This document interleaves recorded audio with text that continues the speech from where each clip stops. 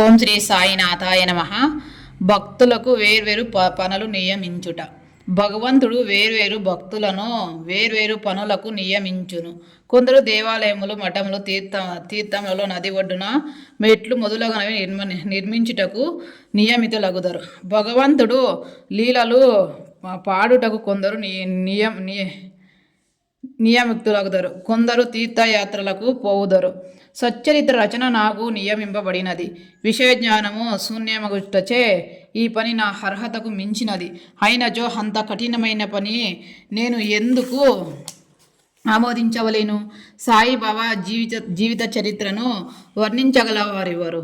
సాయి యొక్క కరుణయే అంత కఠిన కార్యము నెరవేర్చుట శక్తిని నాకు ప్రసాదించినది.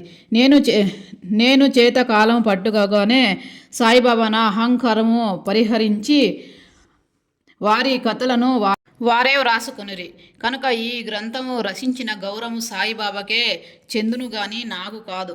బ్రాహ్మణుడైన పుట్టినప్పటికీ స్మృతి అను రెండు కండ్లు లేకుండుటచే సాయి సచరిత్ర నేను వ్రాయలేకుంటుని. కానీ భగవంతుని అనుగ్రహము మూగవనిని మాట్లాడినట్లు చేయును, కుంటవనిని పర్వతము దాటినట్లు చేయును.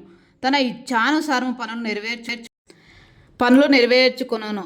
చతుర్యము భగవంతునికే కలదు. హార్మోనియముకు కానీ వేణువులకు కానీ ధనులు ఎట్లు వచ్చుచున్నవో తెలీదు. అది వాయించువానికే తెలియను. చంద్రకాంతులు ద్రావించుట, సముద్ర పొంగుట వాని వల్లనే జరుగును.